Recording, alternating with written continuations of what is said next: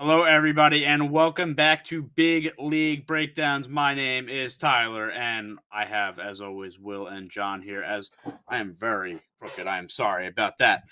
We are He's back in trying to frame be here. half out of frame. Yeah, well, I like to make Bobby's job harder than it needs to be, and that's just how Ain't it is. that the truth? We are here, episode 10 of BLB, and the baseball season is finally here.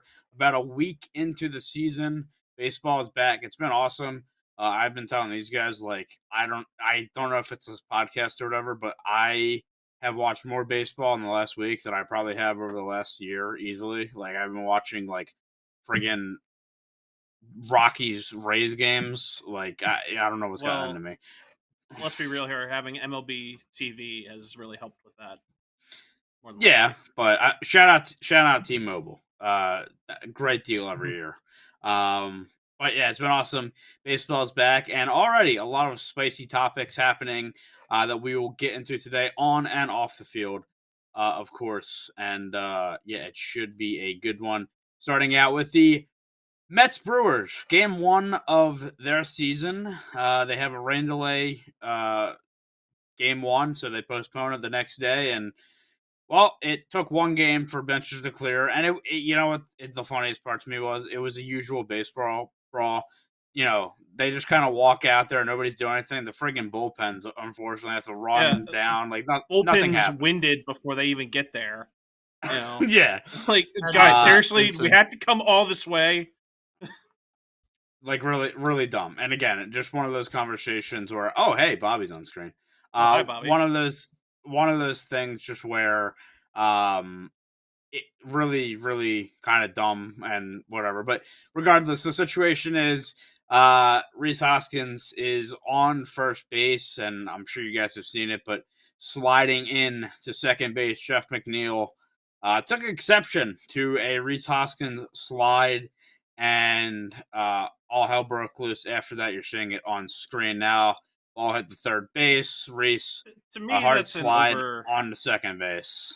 It was an overreaction, 100%. I just love how McNeil was 100% standing out of line. Yeah, McNeil's standing over. I don't know. I don't know if he was out of line because it was in his opinion. A former Philly was trying to hurt him. I don't disagree. I'm just saying, to me, it was blown out of proportion. Yes, 100%. Yeah.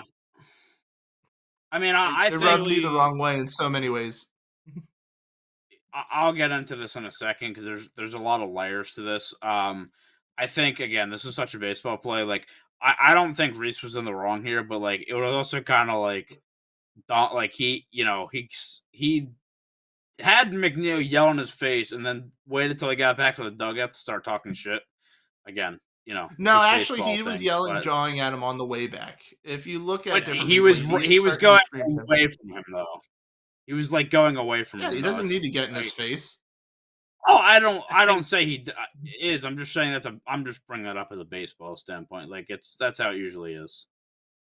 Well, I think also it was trying to make something out of nothing. Even the announcers for the Mets were trying to be like, well, Rhys being with Philadelphia has history with the Mets. It's like, seriously, this is a new team. He was sliding hard, into second legally. It's not like he went out of the base path to cleat him or anything. There is one incident in the Phillies past I know they're referring to mainly. There was I don't remember the relief pitcher on the Mets, but there was an instance where Rhys was batting and a pitch was thrown. I believe it was inside the first time, and it was close to his head. And he didn't like it. And then the count got the 3 balls, and a ball was thrown behind his head. Didn't look intentional, but Rhys just did not like it. And so he kind of whips the bat violently to the dugout, stares down the pitcher, but that's it. No jawing, no nothing, just he was pissed about it. Very next day, he faces the exact same pitcher and hits a home run off of him. And he takes his jolly old time running around the bases. I believe it was clocked at a solid 32 seconds. And you can just see That Rhys is just like, he's taking baby steps to rub that in. But the thing is, that's the only incident I can truly think of between Rhys and the Mets, other than just Rhys was on the Phillies. Well, that's what they showed. Yeah, Were those exact moments, and to me, that's again them trying to make something out of nothing. Um, it really it was McNeil blown out of proportion. This was, it was nothing. It was a nothing burger. I think. All right, well, let's break this down altogether because this second base sliding rule is a result of a Mets and former Phillies play in Chase Utley. We all know the play.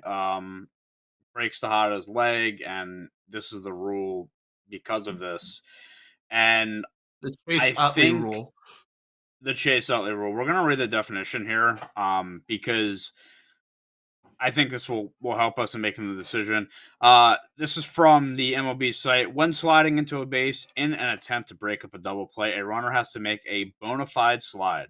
Such is defined as the runner making contact with the ground before reaching the base, being able to reach the base with a hand or foot, being able to remain on the base at the completion of the slide, except at home plate, and not changing the path for the purpose of initiating contact with a fielder. The slide rule prohibits runners from using a roll block or attempting to initiate contact with the fielder by elevating or kicking his leg above the fielder's knee, throwing his arm up, blah, blah, blah, whatever. When a violation of this runner occurs, yeah, we know how that works. But really the first part of that, right? The sliding to the base and, making sure you're not going out of your way to take out a second baseman and all this, which, again, like, we bring this up a lot. I think we talk about this with like hitting catchers and stuff. Like some of those clips from back in the old days of runners just blowing up second baseman, crazy to me. But I think this, based on the rule, I would have to say, I mean, is it a tad late of a slide? Yes, but it's also not. It wasn't late as in it being dirty. Like he slid. Mhm. He made a play on the base. He didn't overslide the bag. He stayed on it, and I mean, it could have gotten ugly. I think like you've seen on the replay, like McNeil thankfully had his back foot in the air a little bit because Rhys's leg goes into his or foot goes into his leg, and if his studs are on the ground, that could be really bad. But I do agree. I think McNeil blows this out of proportion. I don't think Rhys does anything out of the ordinary, or again to make it dirty. And I thought, this is from McNeil. I was like, wow, that's kind of crazy. Like when I first seen the play, I was like, okay, again, little late of a slide, but I mean, Twitter and social media have really been hammering the Mets on this because Mhm. I think it was really nothing. And McNeil, it's funny. I mean, a guy that I always thought of like kind of one of those guys. They always say like, "Oh, he plays the game right," blah blah blah, this and that. But yeah, really took that the wrong way there. And I don't know if there's history between them before. It looked like in their post games there was a lot of chit chat back and forth between those two. But yeah, just uh, an interesting play that resulted into a little scuffle, and nothing came after it except for the Mets throwing at Rhys the following day, which we'll get to that in a second. But I mean, any other thoughts besides, on that slide, besides that was clean? I mean, I think we've talked about it before. We're in agreement here. Well, One even of the then, things like that throwing at always him the next irritated me, day is John blowing it always out. got to interrupt. I That's his started job before now. you. He took my job. I This is started why I before direct Anyway, you. questions to you. Right. anyway, So John go, doesn't interrupt going me. going to it, like throwing at him the next day. Even then, that's still blowing out of proportion. Like that isn't necessary. Like you don't need to do those things. It's this unwritten rule stuff with baseball, and you can't. It's just stop. Seriously, just stop. I mean, So I what think it's like good. You sure about that? Yeah, I'm Mom? positive. This is agonizing back here, just so you guys are aware. Oh, agonizing up Oh, here it's too. Don't agonizing worry on about my thing. I was told ahead of time I was going to get to talk about this, and then it was Tyler talking about everything, and John was like, "Yeah, throwing behind him is bad." And then Tyler goes back. I'm like, "Wait, do I get to say I was anything setting about you my up. I former was player? setting you up. Your layup was trash." Go. So the main thing I was going to say was that one of the things that always disappointed me about the rule change to begin with, I understand why it was made to protect players. I always liked the slides into second because I like the competitive player that is trying to break up the slide, barring, of course, they follow said rules to what is legal and what's not. Because there were times where players would run like 3 feet out of the base path, nowhere near the base, to try to absolutely deck the player. Which, when that's not home plate, you can't do that. In Rhys's situation, what I liked about it, because no one really has tried to do takeout slides since the rule change, was it was probably the best example of taking someone out by using the rules to like the limit of like probably what you could do. Because the main things that I looked at when reviewing Hoskins' slide was that one, if you look at his left foot, it does not technically slide directly into the base, which is probably what McNeil was really frustrated about, other than the fact that, I guess he decided he didn't want his legs taken out that day. But Rhys's slide was like perfectly along the outside of the base, but his right leg still went into the base perfectly. So it wasn't like he was sliding around it. He just kind of hugged his main leg perfectly on the side. And I thought that was great because, cool, you get to wrap around it. Like, it's no issue whatsoever. McNeil is the one that I feel like more than anything actually made the situation worse on himself. And I don't mean because of the whole arguing and the Mets ran out and no one really seemed to back him up. They just kind of ran out and stood there in silence. It's that when he got the ball, you want to get the ball from the relay and then kind of shuffle off the base to get momentum to throw to first. He was completely flat-footed on the back of the base, in the middle of the base, from what seemed to be a decent throw. I don't think the throw took him really anything behind it. That was just really bad footwork. And so if you're going to plant yourself in the middle of the base and the runner is sliding into it, which, yes, Rhys did slide a little late, but he wasn't as late as Chase Utley, where it was basically a full-on tackle. The runner could pretty much slide into you. So if you're going to yell at the runner then for sliding into you when you don't move, it's like, well, they're not going to protect you if you can't even do your job right in the first place. Like, move your feet. Get off the base. Yeah, I think there was some talk about that as well. Like, yeah, his footwork wasn't great there. So I'm going to bring this person up who this will not be the first time we talk about him on this podcast. I guarantee you that. But John Boy made a fantastic breakdown of this play. And I don't know if you guys have seen it. It was fantastic. It was like a 25-minute video of he believes that there's a chance the Mets do not know. Like, I swear to God, the Mets do not know this second base sliding rule because he has concrete footage of over the past year, two, whatever, three, however long it was. The Mets do not try to break up double plays. They don't. Mm-hmm. Like, they don't slide in. They will kind of jog over the second. Like, guys that should be sliding into breakup plays, they're just not. McNeil being one of them.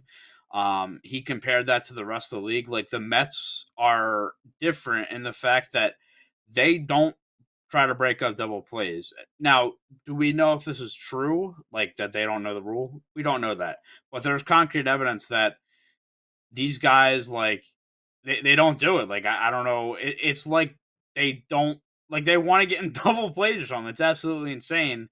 And again, I recommend watching that video. It is brilliant on this. But his kind of points to this was, no, this is a clean slide by Hoskins. He slides in the, I guess, I don't know what you want to call it, cutout of the second base grass, like, where most people are sliding.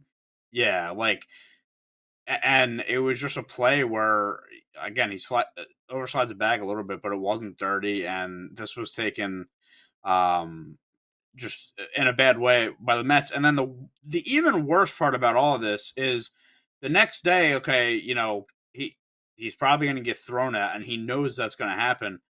They don't throw it at him at the first at bat. They don't throw at him at the second at bat or the third at bat. They wait till the fourth at bat where he's 3 for 3 with a home run, and the Brewers are up, and then they missed hitting him. They missed him. He threw behind him and missed him. They lost this game. The Brewers swept the series. There's not a good look for the Mets right now. A team that is struggling off the rip, and I think really us and all even Mets fans and most social media are agreeing that I'm not sure what McNeil is thinking here. You can break up double plays. That's not the rule that you're not allowed to. And just really, really stupid, honestly, in my opinion, all of this with McNeil, very avoidable. Now, thankfully, actual fight didn't break out where there's suspensions and stuff, but really, really dumb in this one. And Hoskins has looked really good in Brewers colors at this point in time, and again, the Mets struggling, so that'll be a rivalry down the road, I'm sure, if these two teams or when these two teams meet again, or wherever team McNeil and Hoskins end up being on, if it is these two teams. But regardless, yeah, my final thoughts on this, really, really dumb, so avoidable. I mean, anything that's else? Same thing with my final thoughts. If that theory, and that's an interesting theory that they don't know, is correct, then one, shame on the Mets, shame on the coaching staff and the higher ups for not explaining the rule to their players. And also, that might explain why the Mets have never been successful. It's because they don't know the rules of the game that they're playing. So I want to point out too that McNeil, I think the day after this John Boy media got posted, he slid into second trying to break up a double play. Just putting that out there. Very weird timing on that. But again, there's I think he had put in on Baseball Savant parameters of, okay, man on first, less than 2 outs where you're trying to turn a double play. And he had done, John Boy is the epitome of what good journalism is, because he is so thorough with things. He has examples, and he just showed, all their players not really doing this. I think he mentioned another team, and I want to say it was the Mariners, had a couple of occasions, but nothing nearly as bad as the Mets where they were legitimately just not breaking up double plays. So, yeah, Will, any last maybe they watched, or John? Yeah, I was gonna say, John, your name is now Will so go. But no, I was gonna say, you were gonna say what? I was gonna say maybe they watched the video. We're like, oh, guys, we can do this. What? Yeah, I do kind of get the sense that Jeff McNeil did one of those petty things where it comes across as, oh, so if he's allowed to do this, fine, I'll do it. And everyone's reactions is like, yeah, you've always been allowed to do this. You're not. I don't know. My last thought was simply is that Rhys quickly gets the early Oscar for the year for best performance, because when there's a list of reactions from players at the end of the season, his wah reaction to Jeff McNeil from the dugout is going to get be up there as best reactions from players. It's currently attached to our tweet that our episode is live, just so you know. So that will be used pretty often by us. Yeah, it was perfect too, because it was spot on too with how McNeil's reaction was. That was maybe a new double celebration for the Brewers as well. You never know. That'll be Rhys' celebration now. He hits a home run against the Mets. He comes to home plate. He looks at the Mets fans, just goes wah, crying. Now they got to put it in the show, with his character, as his home run selling. The end of the home run trot. So the beginning is the bat spike, and at the end when he crosses home plate, now it's the wah. That would be fantastic. That is how you get thrown at. Yeah, hey, but if you're the Mets, you don't have enough accurate pitching to be able to hit them, so it doesn't matter anyway. All right, we move on now to probably the biggest news of the baseball week. The Athletics have agreed to play in a minor league park in Sacramento, California, for the next 3 years, with an option for the a fourth year as well before they transition over to Vegas. Look, this has been a long time coming. Oakland for years has been kind of going back and forth with this idea of leaving Oakland and wanting a new stadium, and it's finally come. Well, I say finally. We believe it's come to its kind of high point here, where they obviously have the moves to Vegas secured, or they believe, and now going to play out their games in Sacramento. Will, I'll go to you first. I mean, what are your thoughts on this? Again, something that's been long running for this organization that's not been too successful here in the last few years. No, it's an end of an era. And I mean, I really don't have much to say about this. This was kind of long coming. Obviously, the Vegas news months and months ago. It was just a matter of, all right, where are they staying in Oakland? Are they finding a temporary home? Are they using a minor league park? Are they just playing all their games on the road? But now Sacramento is the team that is the city that gets them. I mean, they're playing in a minor league stadium. The question will be is, can they fill up a minor league stadium now? No. But I mean, they're going to be entering, not thinking about Sacramento, thinking about Vegas. They're going to be moving on to their fourth city in their franchise history. And Oakland hasn't really been successful since the early 70s or late 80s, depending on which stretch of time you like to look at. But this was long coming.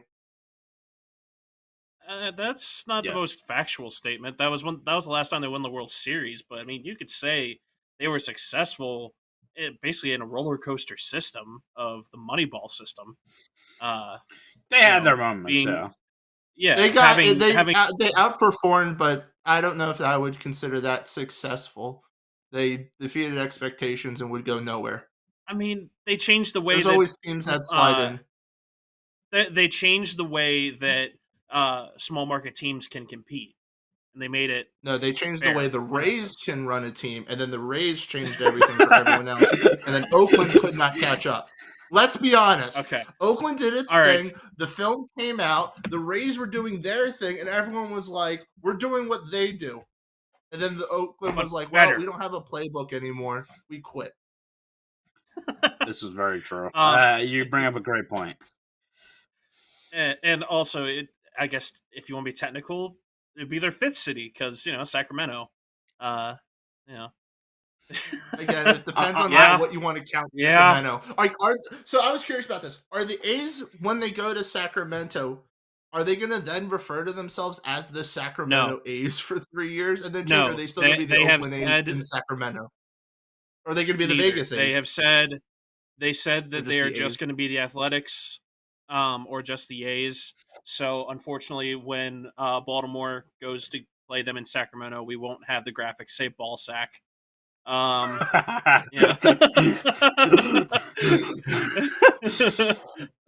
is unfortunate. You could still do it. Someone could screw up in the best way possible. Yeah, or I wouldn't be surprised if they still put Oak, for Oakland. But anyway, when it comes down to this, I find it very sad whenever a team goes to leave. I found it sad when the Rams and the Chargers left their cities. I mean, the Rams technically went back to their city, so I guess in a way that was a little bit better. But anyway, in terms of everything with Oakland leaving Oakland, they needed to. The Coliseum is a dump. It has always been. Hasn't always been. I'm sure it was nice when it first was built. But it's a dump. It's been a dump for a long time. In terms of everything with the Athletics and their fan base, honestly, if I'm an Oakland fan, I'm mad at myself here because it's like, don't tell me you love me when you know I'm leaving, and when I was here, you didn't show up and show out and show me you love me. You know what I mean? And I can't. that's the case. I don't know. Can you blame the fans though? I mean, their team sucks. They're not doing anything I to understand improve, their team sucks. I but understand that. it's I also understand. it's been hanging over their head for a while that their team is leaving. I'm sure in their mind it felt like the people up top were not doing as much as they could possibly do to keep the team in Oakland, and they're probably frustrated. Tyler, I'm an Orioles fan. Okay. Seriously? Congratulations! Remember, you know how many years it has been that I've been hearing, "Oh, they're going it's to Nashville." It's not about you. It's about Oakland.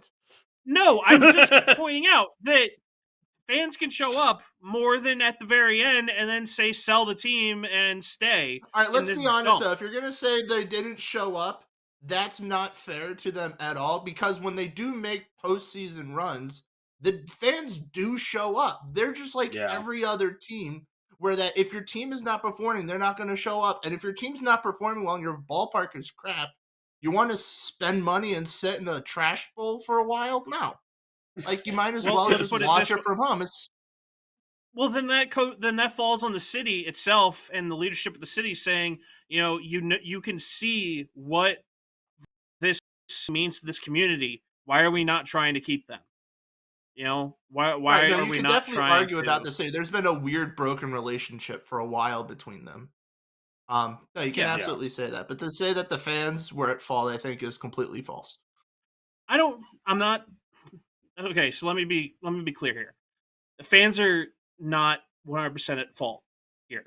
I will say that if they showed up like towards the end here and like maybe were consistent and maybe actually showed up to opening day, then I'm sure that the A's would be like, "Oh, how can we leave this? This is a diehard fan base. This is so loyal." Nope. But I just think the writing's been on the wall for the fans. Like, they know. Mm-hmm. I mean, dating back, they know that this team's gone. So, like, for this year especially, I don't know what their opening day attendance was. Then what is the point? Why are you so upset if the writing was on the wall for the longest time? Because what can they do now? If you had given up and you didn't care, why do you care now? But I'm saying, like, I mean, I think I don't think it's that they don't care. It's just that were accepting reality. So of course you're not going to 100% get behind a team that you know is going to be on the move. But at the end of the day, you would love to see baseball stay in Oakland.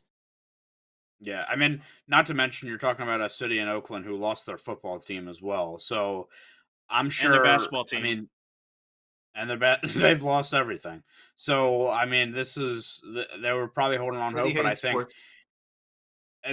the writing was on the wall. They have the past history with these other sports, and they probably knew. And again, I think, I mean, you're looking at a team that lost 112 games last year, 102 before. Like, the product isn't great, and the franchise has not shown that they're willing to get better. So, it's a whole thing. Regardless, actually looking back, I didn't realize 2020 they actually made the shortened season, COVID shortened season. But last time they had made the playoffs, made it to the ALDS. Man, that feels like a long time ago, because it feels like they've sucked for a really long time. But I think in 2019, weren't they a wild card in 2019? Yep, I need someone to pull attendance records during those playoff games. Just during the playoffs in general. Okay. I was going to say, because they had released opening. I thought you were going to say for opening day numbers, because they released the numbers and they had to be wrong, because there was no way. There was probably like 5,000 people there on opening day the other day. By the way, the stadium, what did it say the numbers were? I forget. I want to say it was over 10K though, but I was like, "There's no chance in hell." I mean, I know it seems a lot. The minor league stadium holds about 14,000. So, at their current pace, that'll be okay for them. I do want to read something, because I found this hilarious, and this just shows how bad of an owner the Oakland A's owner is. really, really bad. I don't know if this was the team president or not. Let me see if I can figure that out real quick. Sorry, I'll figure it out in a second. But this was the quote from a higher up in the athletics organization. I just want to say we're excited to be here for the next 3 years, Fisher said. Okay, so Fisher is... Yeah, he is the owner. Sorry. Yeah, Fisher said as part of the prepared remarks, playing in this beautiful ballpark, but also to be able to watch some of the greatest players in baseball, whether they be athletic players or Aaron Judge and others launch home runs in this very intimate, most intimate ballpark in Major League Baseball the next 3 years. First of all, him saying that's the most intimate ballpark or whatever bullshit, that's crazy. But to say, technically, he might not be wrong. I mean, it might not be wrong. Intimate. It's real cozy in that stadium. But it's a minor league park. All the seats make you feel like you're like right on the field. Yeah, I mean, the fans will be real close. To say you were excited to see other players from other teams in a league you compete in hit home runs at your stadium is absolutely wild. That is unbelievably wild. I think it's also I couldn't believe going back to the history of the A's. What was their complaint? They're like the farm system for the Yankees. So of all the teams you could mention, you mention a Yankee. They're now playing in a minor league stadium. Yeah, I mean, literally, they're literally adopting that name as the farm system. They just need to, have a farm system. Dude, if you're a player for like the A's after that and all that, like you play in a shit ballpark, it's been turmoil for a while. Your owner says this, like, dude, who wants to be here? Like, and I was thinking about this last night because I'm like, okay, the prospect of playing in Las Vegas, I'm sure is enticing for some players, but you're looking at 3, maybe 4 years out now, because I think the 4th year is just in case that the stadium isn't done in time, obviously, in Vegas, but like that's a long time from now. They don't really have anybody in the roster who is, you could definitely say they're going to keep over the next 4 years. Like, well, they get rid of all their stars. But dude, they do, but also they don't have any stars or even close to stars right now. So like, and maybe some of the prospects they have come up and changes that, but it's just like, dude, if you're a player, like, why would you ever want to go there? I guess it's a spot in the major leagues. I understand that, but like, there's nothing good about it. I'm sure like the inner workings as well. Like they're not getting treated as not that they're getting treated, but they're not getting the same amenities and stuff as half of the other teams in baseball. Like it just, I just don't understand. Like we know that for a player there.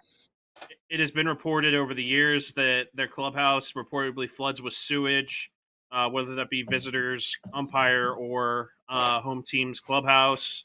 Obviously the possums, cats, rats. We've all seen those stories. And then, from Moneyball, they had to pay for soda. So you got to look at it.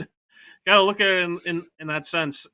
Oakland, the Athletics were nickel and diming their team essentially. So you got to wonder: will this change when they move to Vegas? So that's what I wonder. You go to Vegas, it's a bigger market. You'll have the newest stadium they'll have the newest stadium in all of baseball, just by default. It'll be in Vegas, it's a new market. Yeah, no, if they're you're under right. the same ownership, I don't know. Yeah, if you can really that's trust the question. They're going to change, which is the huge question. Yeah. All right, you're in a new city, you're in a new market that you would think could be popular.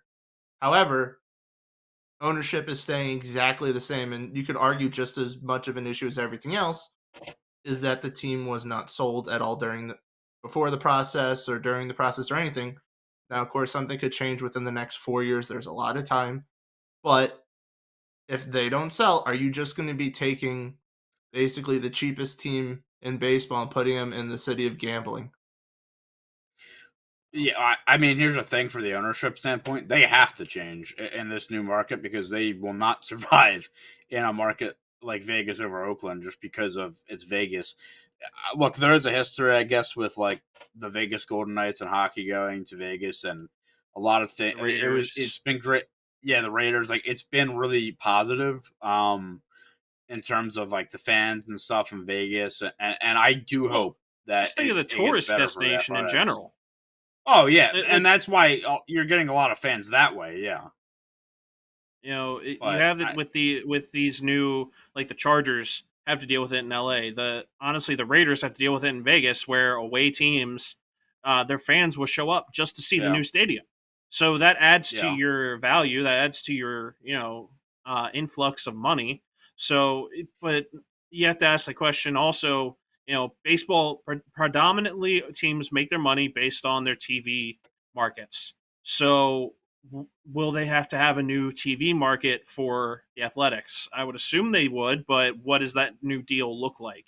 I believe they're on yeah. NBC Sports California. What does that look like in terms of, for going to Vegas? Is there an NBC Sports Vegas? Is there do they go to Bally Sports? What do you do?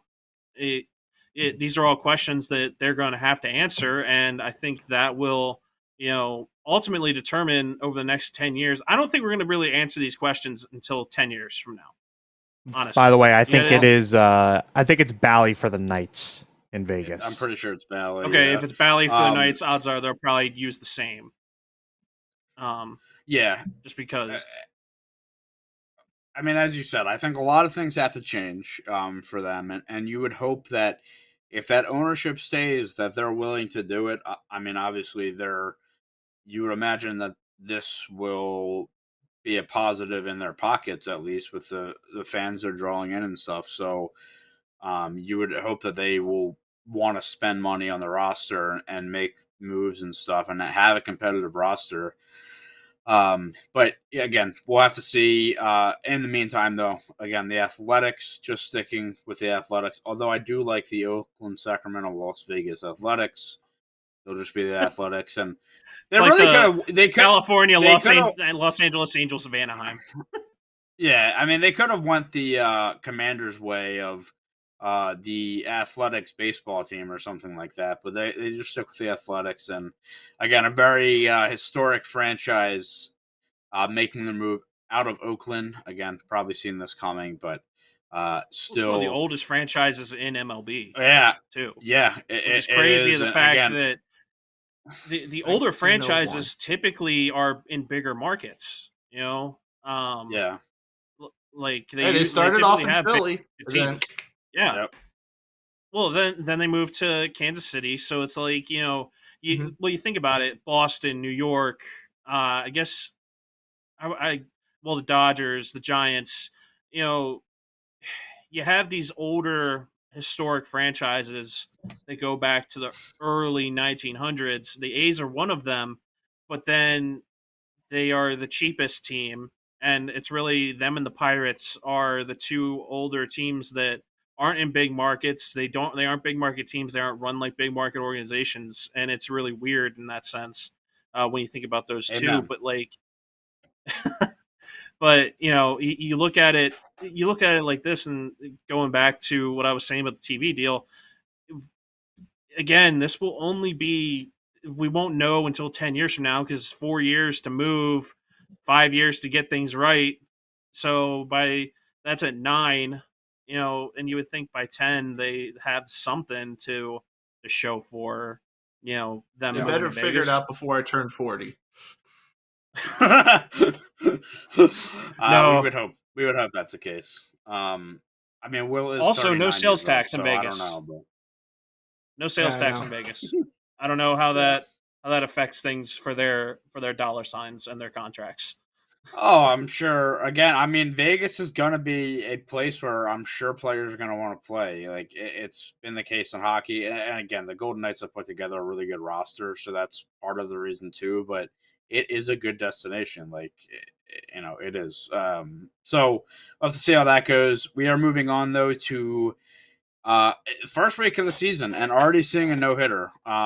Pretty awesome to see the 323rd no-hitter in baseball history. And I know everybody had on their bingo card that it would be done by Ronel Blanco, excuse me.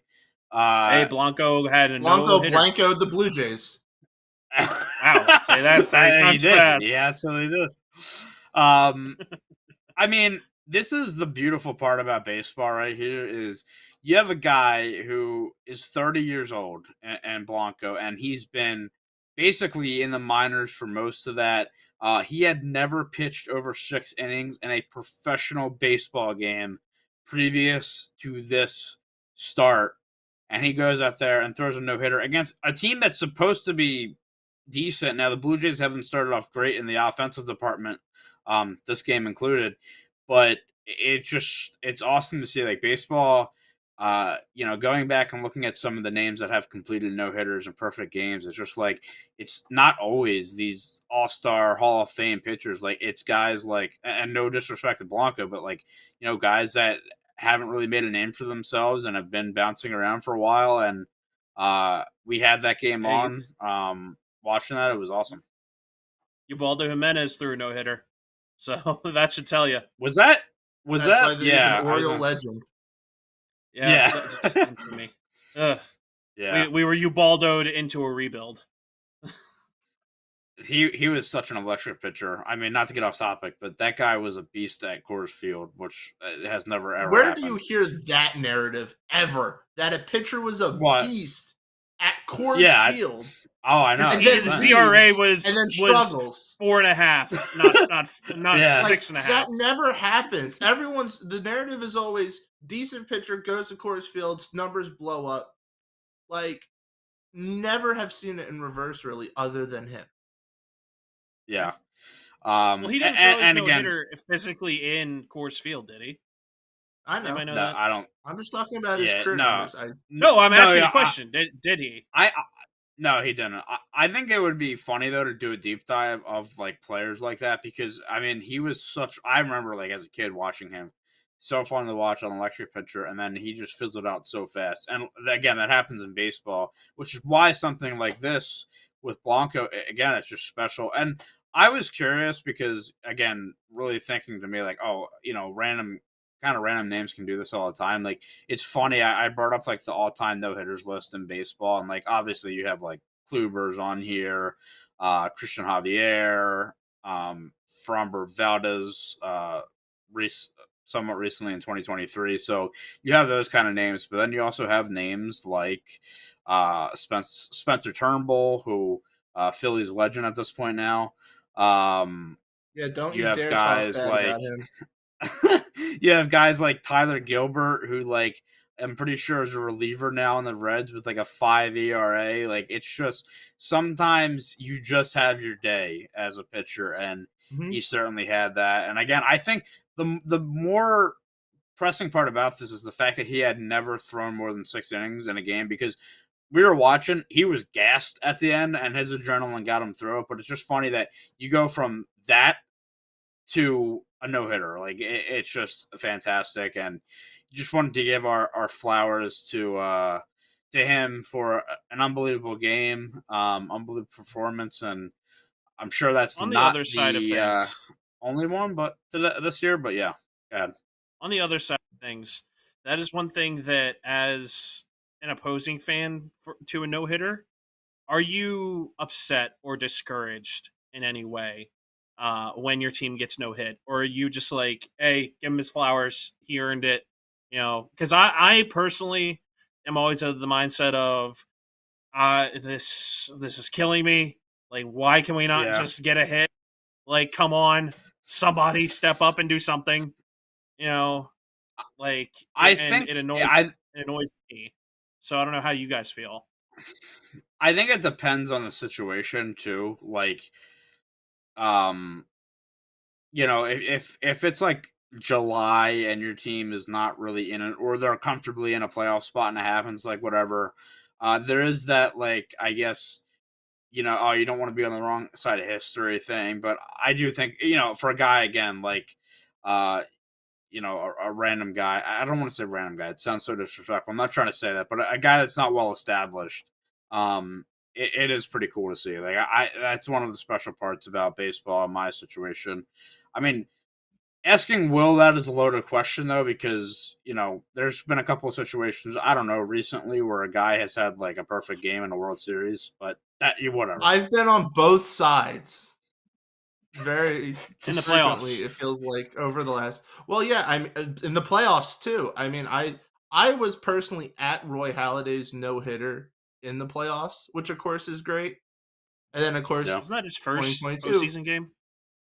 First postseason game, he throws a no-hitter. I think he was ready.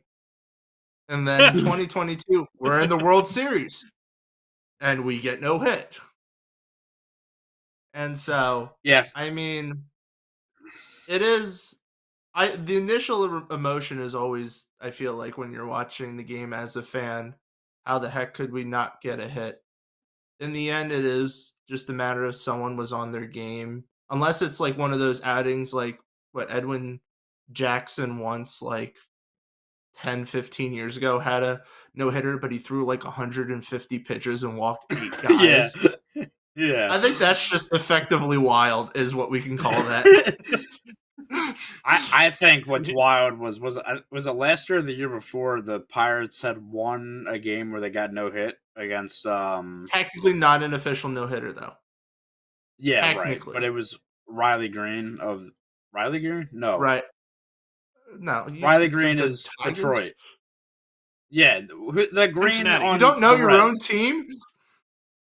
Oh, Hunter It's the Green. Reds. Hunter Green. There we Well, go. I realized you were talking about the pitcher. You said Riley Green, so I thought you were talking about the Pirates hitter that hit it. Riley Green doesn't pitch. Yeah. It's just funny. Again, things like this. How is this not embedded into your brain of like, this is because Pirate I've history, already told and I you, must know. I hate the Reds. I try to put everything that I don't want to know anything about them. As far as I'm concerned, they don't exist. And of course, the Phillies Right now, just the had Phillies a great series against them where they can't even win. I mean, they won a game off the back of Harper just being a beast, but ridiculous. Regardless, congratulations, Fernel Blanco, and you are now in the history books, which is pretty cool. Let's head over to some of the teams that have had really hot starts on the year, maybe surprised us a little bit, through the first week of the season. And I know Will has been chomping at the bit that all this doesn't matter, which I agree with. But I want to point out a couple teams here. One of them being the Detroit Tigers. They are a one-loss team right now. Really should be undefeated. They choked a game to the Mets. And the reason I bring up the Tigers is because, last year they missed the playoffs, but I think they were 6 or 7 games under 500 or whatever. They had a horrible start to the year. And a lot of that maybe had to do with their schedule. But this is a team now that a lot of people had high hopes for them, myself included. So I've been a silent Tigers fan the first week of the season. But, I mean, they're playing really, really well right now. Had the series against the Mets that they won again. They kind of threw a game against them. Now, has their competition been the greatest? No, they played the White Sox, they played the Mets, and they played the now the A's. But it's a team that's gotten off to a really good start, and I like the potential of this team. I really do. Like, I think, and this is why I kind of made my prediction on them. I think if things come together, they have a nice, like, young core where. I think it's going to be big for them, and pitching as well. Like, they got a little bit of veteran leadership in pitching, and I think it could really take them places. Well, I will go to you first because I'm intrigued about what you're going to say about this.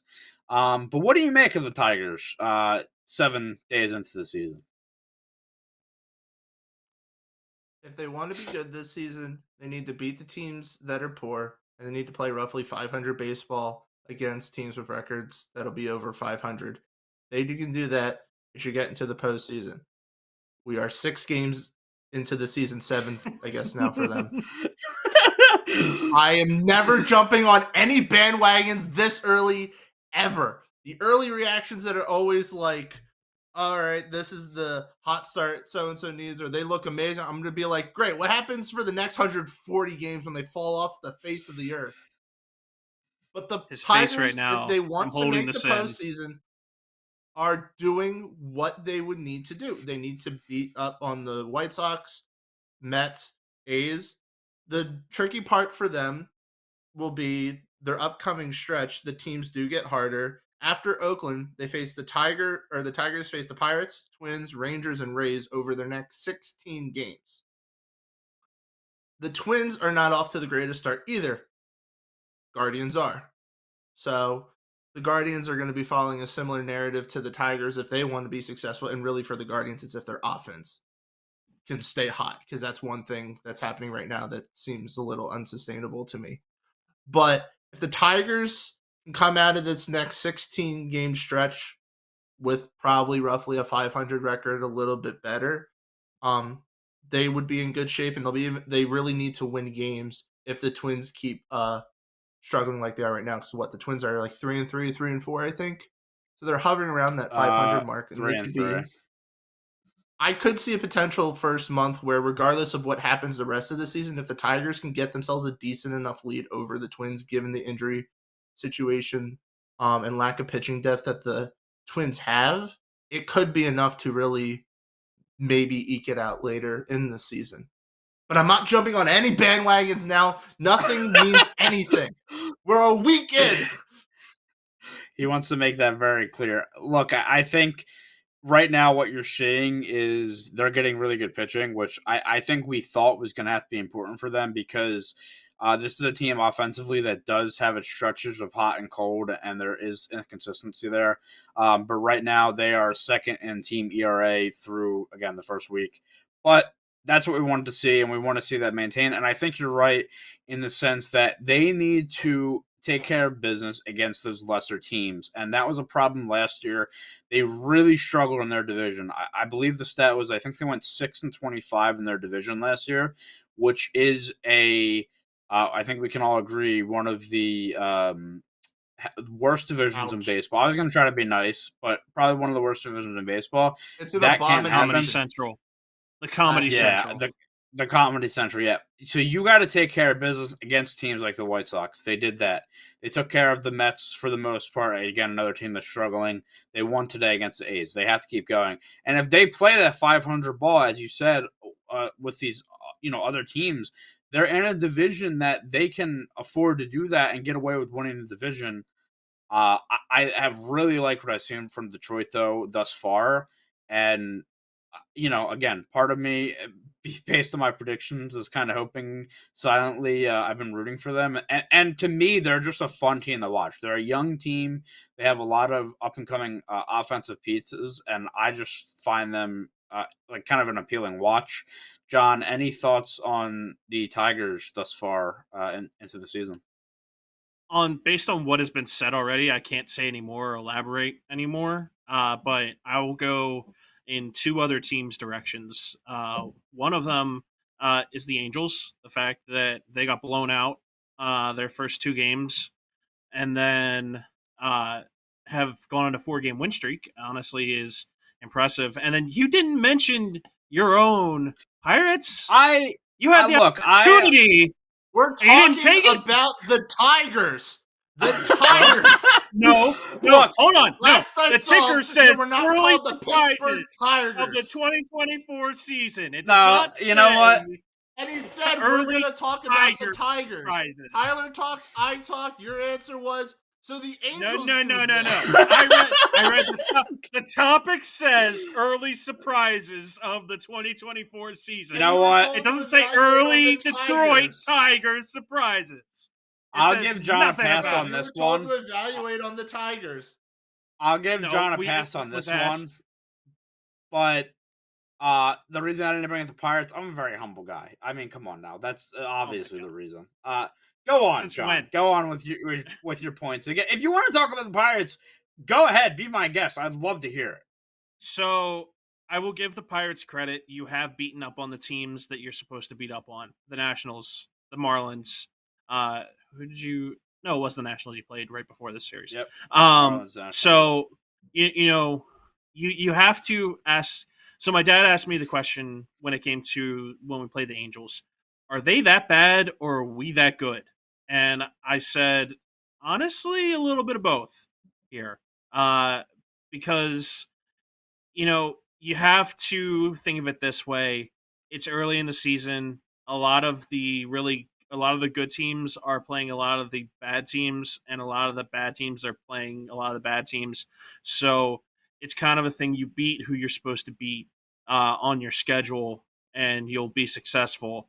So it to Will's point, it's a weekend. We can't be too excited here, but you know you have to really take into account that a lot of these teams might not be here. The Tigers are different in the sense of their division is wide open, um, and they are very much. I would say they could put themselves in a nice position. Um, the thing is, they don't win the division; they're not making the playoffs, just because of the strength of the other divisions. So it's kind of a thing of you have to beat up on who you're supposed to beat up, and that's what the good teams do. So good for the Tigers, good for the Angels, good for the Pirates. When you get real competition on your schedule, then we can, have this conversation more in depth of wow, look at them, let's shock the world here. Yeah. Sort of thing. I mean, it's kind of obvious. And the Pirates, for me, have been weird because I expected the Marlins to take a step back. Did I expect them to start the season 0-8? No. They've looked horrible. That's another thing. Yeah. That's a whole nother spectrum. You have to beat the teams on your schedule. They have a series with the Orioles right now, and the Orioles took game 1, and obviously that's a contender, right? So, I want to see how they do against a team like that. Now, they didn't play horrible today by any means, but tomorrow. I was more astonished by the weather in the game, to be honest. Yeah, I'm gonna say, dude, playing baseball in the snow has to be absolutely wild. I don't even know how you can't even see the ball when it's sunny. How can you see the ball when there's just white everywhere? But it baffles me how they can see the ball when it's completely cloudy outside because of white on white. So that's being in the middle of a snowstorm. No chance I'm hitting that ball. No chance. Yeah. I wasn't hitting it anyway, but I'm not even coming to the plate. I'm going, I can't get out of the way of this thing if it comes at me. So but for teams like that, I want to see how the Pirates stack up against them. Then they have a series against Detroit. That'll be another kind of litmus test for them. But the Angels obviously lose Ohtani in the offseason, and a lot of people had them, really, really down, maybe one of the worst teams in the league. Mike Trout's been playing well to start the season. We definitely did. Mike Trout's been starting the season well, and now if he can stay healthy, that remains to be seen. But maybe the Angels do surprise at least a little bit. Maybe they're not as bad as we think they are. We'll see as we progress here. But I think it's been a nice start for them. I think it says a lot about Ron Washington as a manager, because he had a players meeting. He had a meeting with the team. That was reported. It was 2 games in. You're having this meeting, Jesus, calm down. But hey, he's a guy who went to 2 World Series. He had success helping that Oakland team in 2002. So he knows what he's doing. So you gotta think of it this way. The pieces could be there. They have good leadership, but I'm still not expecting much from the Angels. I wish them all the best. Yeah, again, another team we'll have to see down the line. And, when they start playing those games against the Astros, the Mariners, seeing how they stack up against them, then we can have a conversation. But for now, again, nice start for them. We'll see where that goes. Let's flip the coin here and go to the Marlins, which, man, again, I think we all kind of said they'll take a step back, but this has been a horrible start. And not only that, they look terrible. It's not been good.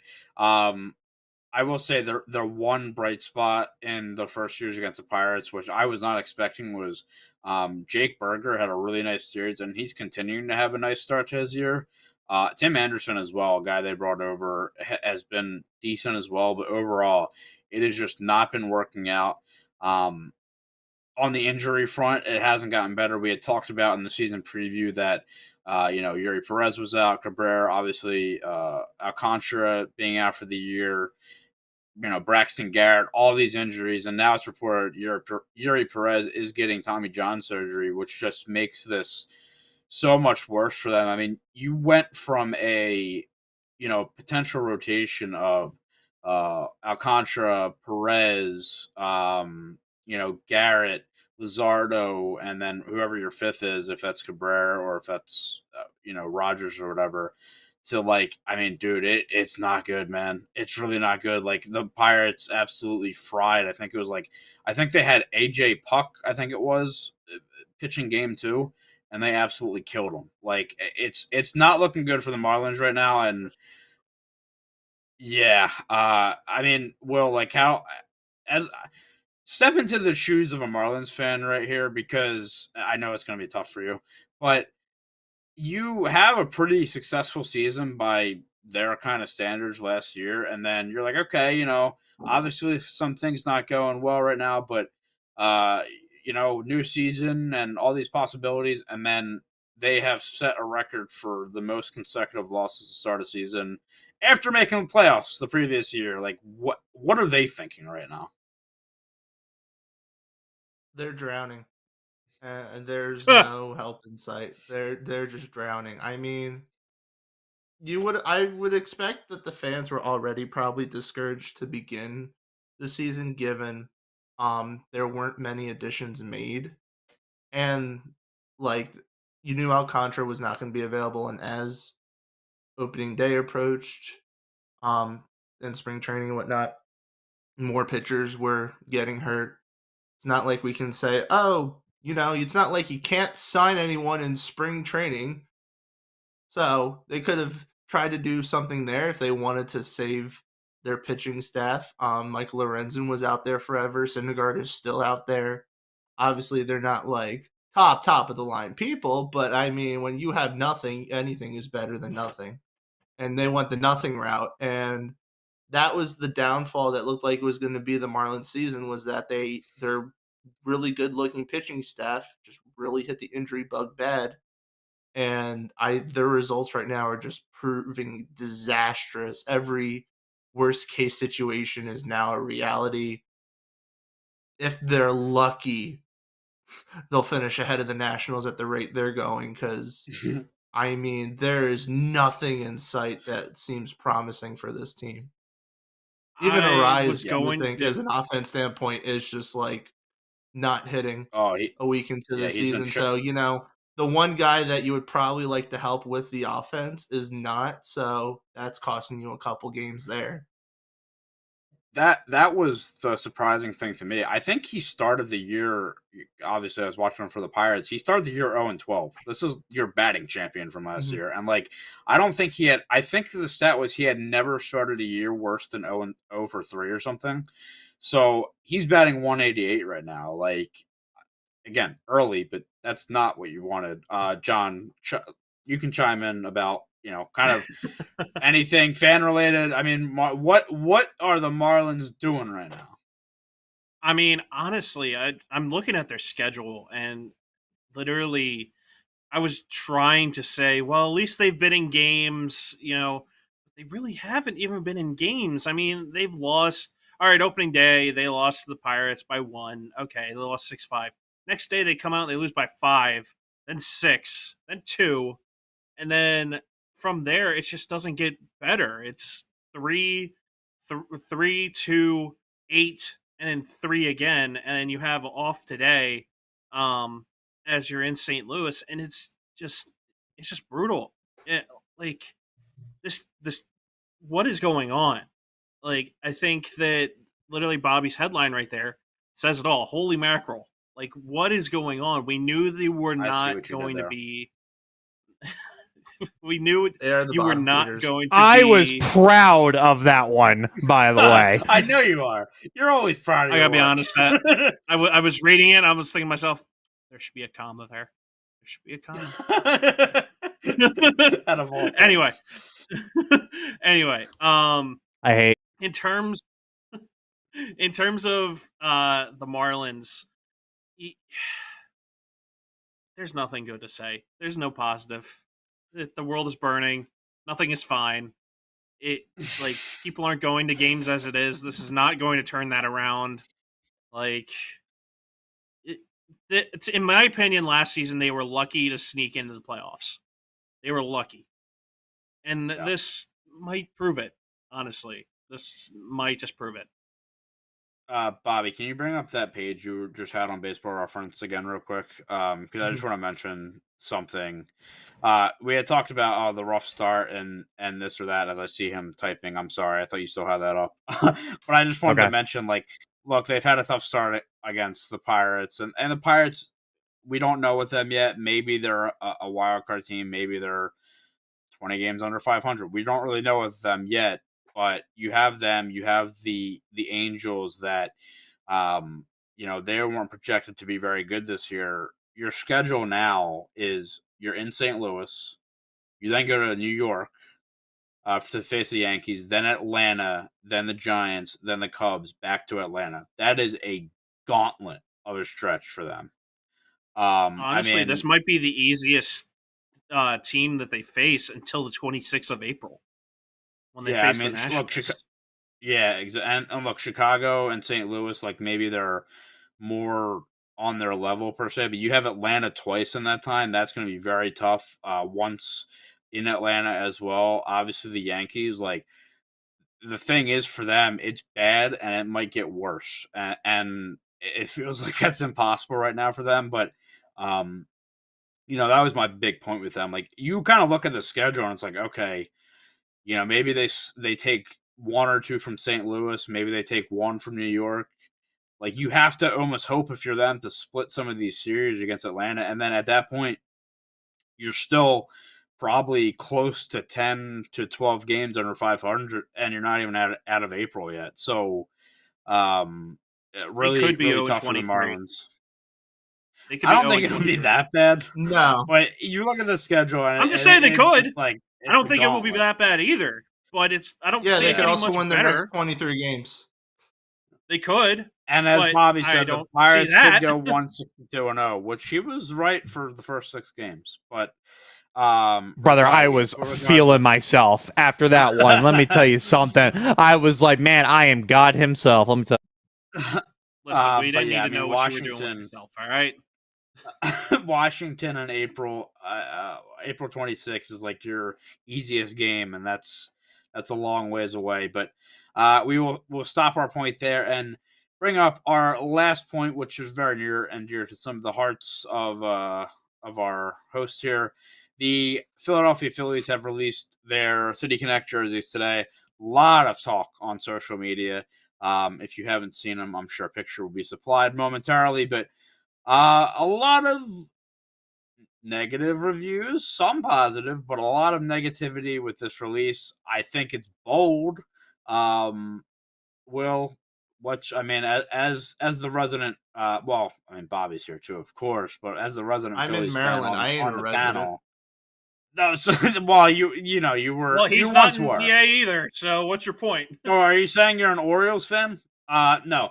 No, but you said resident. Welcome to the nest. What are your brother. thoughts on this? Welcome. What are your thoughts on this jersey? Yeah. Well, that's a good scythe for a 7. 7? Yeah. So these are the leaks. That's the short answer. These are the leaks. A lot of reactions about these jerseys came out months ago. They're boring to me. I don't like the text. The blue is just, compared, I am very, very, very, very critical on all of the City Connect jerseys. I've hated everything Nike has done. I thought almost all of them have sucked, and the ones that don't completely suck are just extremely boring and bland. And that's just the best way it's gone. It is jarring, of course, because Phillies are red. I know these uniforms aren't meant to connect to the team branding. It's supposed to connect to the city. And what is it? Philadelphia's flag has these blues in them. So that's And why blue it's still really collar jarring. I see stuff. this, and I think of the Seattle Mariners. The sweatshirts, as Tyler pointed out before we started, make me think of the Brewers. Um, like it's hard to disconnect the two from one another.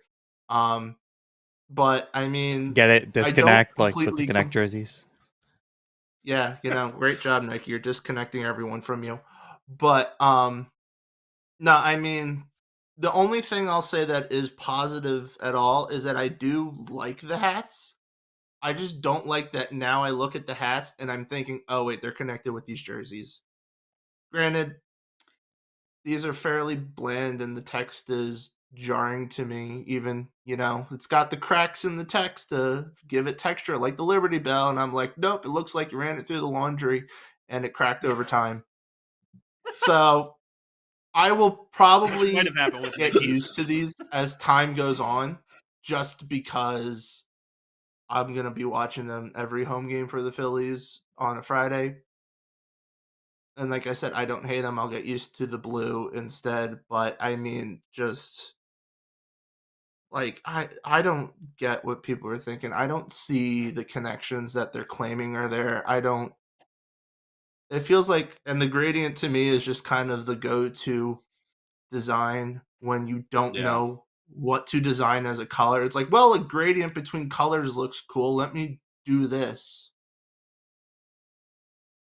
Yeah, that's a good point you bring up, because, like, funnily enough, I liked the gradient design, like, when it was starting to come out a while ago, but it is so overdone now, and, like, this is another one, and, like, this has everything that I feel like I would like in a jersey, like, gradient. I love the color, like the blue colors they have in there and whatever. I just don't like it, and a lot of it is the text. The text is horrendous. I mean, it's horrible.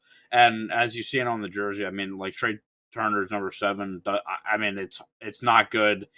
We went through like all the jerseys before, and like what numbers look absolutely messed up. And there's a couple of them like it's going to be weird.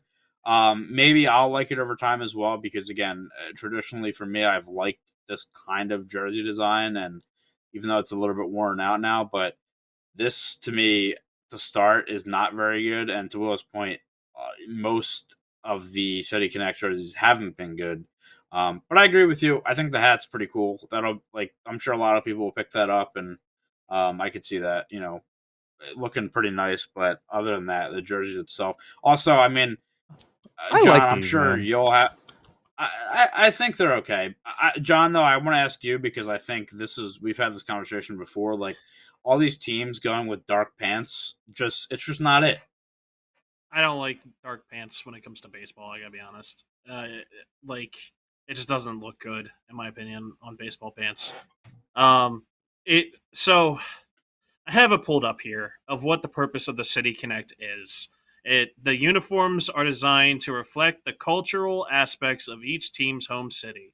Of MLB's 30 teams, 20 have a City Connect uniform as of 2023, with an additional 8 teams scheduled to debut theirs in 2024. The Yankees and Oakland are excluded. Shocker on the last one. The purpose of the Phillies, with a blue gradient base, white and yellow accents. The uniform's colors are based on the flag of Philadelphia. The jersey features Philadelphia's common abbreviation, Philly, across the chest in white lettering. The cap features the Liberty Bell with the skyline of Philadelphia inside, the 2 stars on each side. I think that they could have done so much better. Yeah. I normally don't like the faded from one color to the next. I actually think that it could work here, but again, I don't like the dark pants. I absolutely hate them. The City Connects in general have really been a swing and a miss. I mean, the Dodgers City Connects, their first ones, they're getting second ones because their first ones are so bland and unoriginal, with it being Los Dodgers. that they need a second attempt here at their City Connect jerseys. So that should tell you one thing about the City Connect jerseys in general. But overall, they have been trash for majority, or they've been boring. I think this falls, like Will said, under the boring category of, it's unapologetically Philly. To me, that's just a slogan to put lipstick on a pig, And like with the Orioles one, the all black, you can't clip our wings. We've never said that. So you also can't wear that jersey during the day. So also, right? So, that is literally a death machine. Yeah. So well, we have a black jersey and it works, and we don't wear it during the day. But exactly, I can't. Dude, like my problem with this jersey right now too is I can't unsee the Mariners and Brewers collab here. Like it's like I guess like the way the sleeves are look very Brewers to me, and obviously the color with the blue and stuff, it looks Mariners. But yeah, I also love that snippet from John because they're like, oh, everything about the city, cultural, this and that. It's like they literally took the colors of the Philadelphia flag and have Philly across the chest and the Liberty Bell, of course, and it's like, bam, this is it with some yellow accents. I don't know. I mean, we joked and said, what are they going to do? I think you guys are full of it on this one. No, these are horrible. How? Yeah, no, these are great. The only issue that I have with it is the number. That is literally the only issue I have with these jerseys. I agree with Will. The colors are weird because we're so used to the red, but it's not like the Phillies have not used blue before. It's been like kind of the secondary to the secondary color. It's been featured in so many other jerseys in the past. Now, it's never been the primary like this, and I agree that the yellow is definitely, I guess, a new thing, but I think these jerseys are just fine. I think they look pretty damn good, honestly, because and I don't know if it's just because, like, with the Philly on the front, which you guys are criticizing, like, I feel like that's like the best possible thing to put there over what other City Connectors have tried to put in the past. I don't mind it saying Philly. The font is horrible. It's the font is, I think only on the back. I think it's great on the front. I think it's terrible on the back. Oh, dude. I think the biggest issue I have. You people just don't like jerseys that aren't white pinstripes. No, that's not true. I like a good jersey, and I usually like gradient jerseys. Hold on, I am a freaking jersey guy. Are you kidding me? I'm a uniform guy. This does and you just said you hate dark pants. Like, does everybody have to wear white? Don't look good on baseball jersey and baseball uniforms. Because they don't. They've never have. Because they always did all black. These aren't black. Been a lot of, I'm sorry. It doesn't work for navy blue either. You haven't have you seen a navy blue pant? Hold on. Yes. Can we just point out, this is not the Phillies blue. That's another thing. Like, if you're trying to fade into the flag...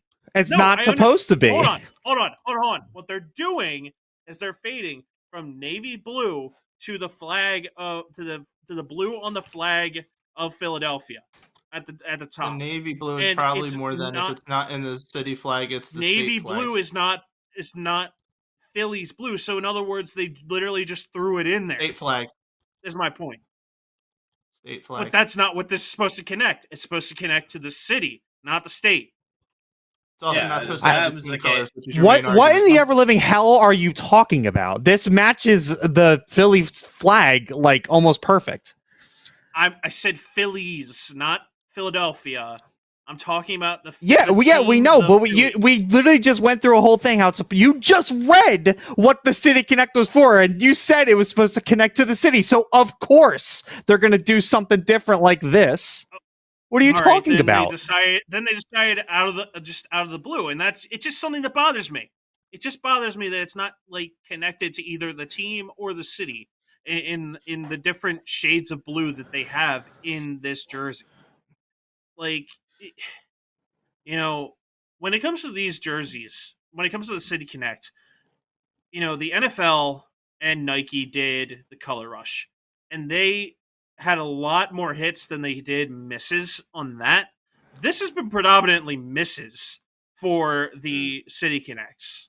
I've got to be honest. And I absolutely hate the City Connect jerseys. Hold on. I'm going to pull something up, and this is going to league. decide whether or not I'm taking your opinion on this. Hold on.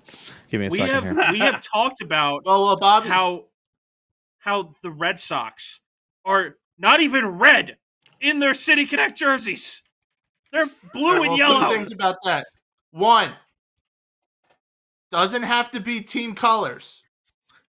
But two, the colors they went with are way too jarring. Well, regardless of the red or not, they went with a really odd pairing. Just for them, it's different though because they have a color in their name. For them, it's different. Like, yes, if you have a color in your name, that changes things. Well, then you have to question the whole Nike situation to begin with. You can't be the Yellow Sox. What was the point? The Yellow Sox don't flow like the Red Sox. You read the point, but no one's really doing something that people agree with. John, I have a question. Do you think this is a good jersey?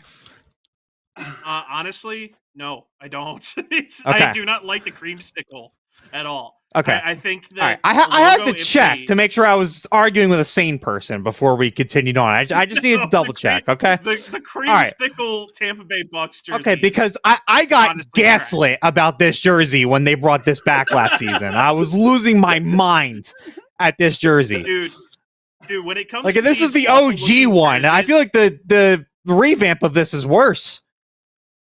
Yeah, it is because it's not even like this is at least like shiny-ish a little bit and a little more like orange. The Nike one is literally like a faded creamsicle, and it looks bad. Find I gotta find them wearing it. I don't understand the appeal of trash jerseys like for people. I don't understand it. You have the creamsicle jerseys for like the Bucks, like we just talked about. You have the yellow jerseys for the Pirates that are their City Connect that look trash. You know, at the very least, at least the Pirates can say that the black pants went with their team. But like, hold on, where was the blue and the red for Pittsburgh? Where was it? Huh? Where is it? Like what? Yeah, like seriously, that's faded creamsicle. That's not even anywhere close. Anyway, but like, where is the red and the blue for the City Connect for Pittsburgh?